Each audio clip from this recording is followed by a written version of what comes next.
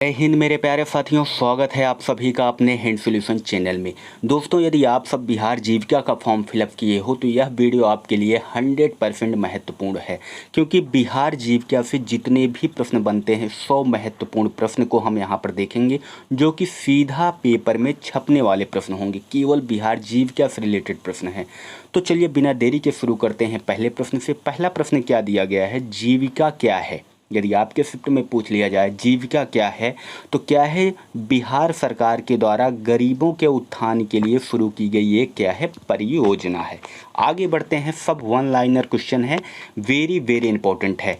बिहार में जीविका का आरंभ कब हुआ? वेरी इंपॉर्टेंट है। ये 2019 में पूछा गया प्रश्न है, तो 2 अक्टूबर 2007 पे आपको टिक मारना है, याद रखना। अगला प्रश्न है, वर्ष 2007 में किस बैंक की सहायता से बिहार में जीविका शुरू किया गया था? किस बैंक की? विश्व बैंक की सहायता से, याद रखना, विश्व बैंक। चौथा प्रश्न है दोस्तों, क्या दिया गया है? बिहार ग्रामीण जीविकोपार्जन प्रथम चरण में कितने जिलों में प्रारंभ हुआ था? कितने जिलों में हुआ था? 6 जिलों में पहले प्रारंभ हुआ था, 6 जिलों में। अगला प्रश्न था 5वें नंबर का, बिहार ग्रामीण जीविकोपार्जन प्रथम चरण में कितने जिलों में प्रारंभ हुआ था? तो प्रथम चरण में वो जिला कौन सा था आपका? मधुबनी था, मुजफ्फरपुर था, खगड़िया था, नालंदा था, गया और पूर्णिया था। तो ध्यान देना, ये कौन से? वही 6 जिले हैं जहाँ पे पहले चरण में प्रारंभ हुआ था। नाम याद रखना, इंपॉर्टेंट है एग्जाम की दृष्टि से। आगे बढ़ते हैं। 6ठे नंबर का क्या कह रहा है?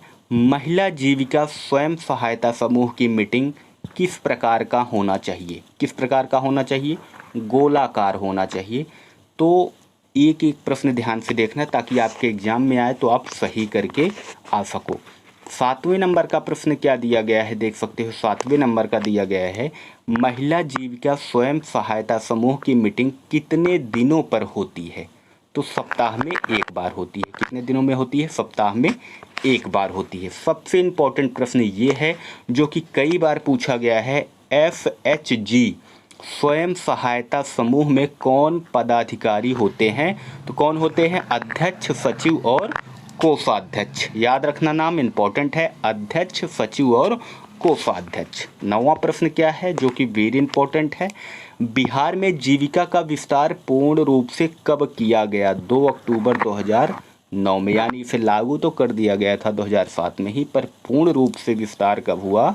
2009 में। याद रखना, इंपॉर्टेंट है। आगे बढ़ते हैं इसी के साथ अगले प्रश्न की ओर। अगला प्रश्न क्या कह रहा है? देख सकते हो, महिला जीविका ग्राम संगठन की मीटिंग कितने दिनों पर होती है? महीने में एक बार।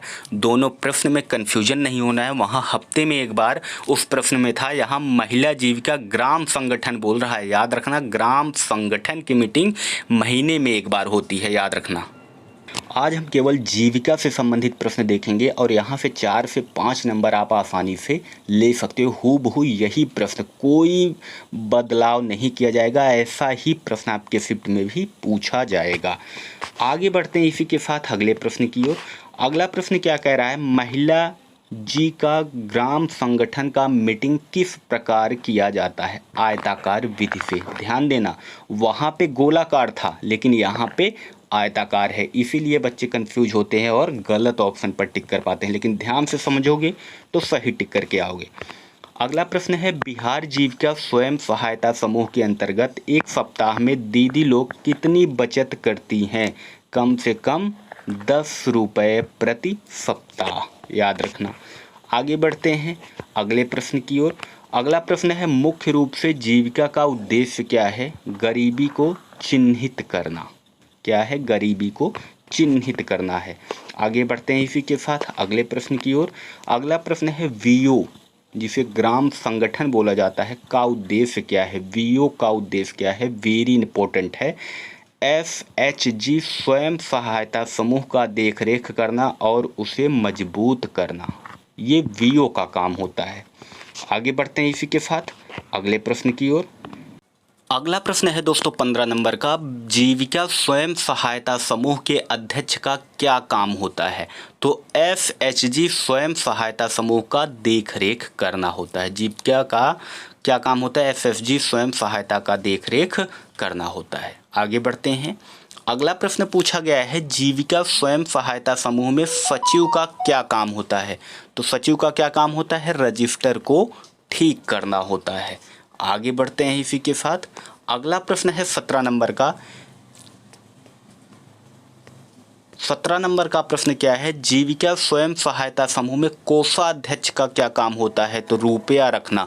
ध्यान रखना, एक एक प्रश्न इंपॉर्टेंट है। यदि कोषाध्यक्ष पूछे तो रुपया रखना, सचिव का यदि पूछे तो क्या होता है? रजिस्टर को ठीक करना होता है। आगे बढ़ते हैं इसी के साथ 18 नंबर प्रश्न की ओर। 18 नंबर का प्रश्न देखते हैं क्या पूछा गया है। 18 नंबर का दिया गया है, महिला जीविका स्वयं सहायता समूह में कम से कम कितनी दीदी होनी चाहिए? कितनी दीदी होनी चाहिए, यानी कितनी महिलाएं होनी चाहिए, ये आपको बताना है। तो 10 से 12 सदस्य होने चाहिए। आगे बढ़ते हैं इसी के साथ। अगला प्रश्न क्या है 19 नंबर का, महिला जीविका स्वयं सहायता समूह में अधिक से अधिक कितनी दीदी होनी चाहिए?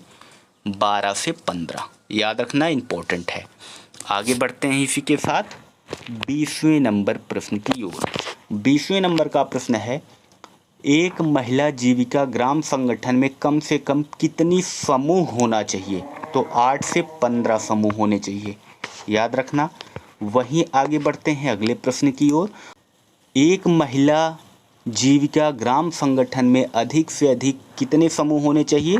तो 15 से 20 समूह। आगे बढ़ते हैं अगले प्रश्न की ओर। अगला प्रश्न है, रोकड़ बही का क्या उद्देश्य है? तो अंतिम नगद शेष सजाना। अंतिम नगद शेष सजाना। अगला है, रोकड़ बही में कितने भाग होते हैं? तो केवल 2 भाग होते हैं। रोकड़ बही में कितने भाग होते हैं? 2 भाग होते हैं। रोकड़ बही के 2 भाग से क्या समझते हैं आप? तो बायां भाग प्राप्ति के लिए और दायां भाग भुगतान के लिए। याद रखना, एग्जाम में ऐसे ही हूबहू प्रश्न पूछेगा। आगे बढ़ते हैं 25 नंबर प्रश्न की ओर। 25 नंबर का प्रश्न क्या कह रहा है, लेखांक पुस्तिका कितने प्रकार की होती है? लेखांक पुस्तिका पूछ रहा है कितने प्रकार की होती है? तो लेखांक पुस्तिका होती है 2 प्रकार की। वहीं यदि आपसे पूछ ले HRF का फुल फॉर्म, HRF का, तो हेल्थ रिस्क फंड होता है। याद रखना, वेरी इंपॉर्टेंट है। ग्राम संगठन को HRF का कितना रुपया दिया जाता है? तो 50,000 रुपया दिया जाता है। वेरी वेरी इंपॉर्टेंट है। आगे बढ़ते हैं उसी के साथ।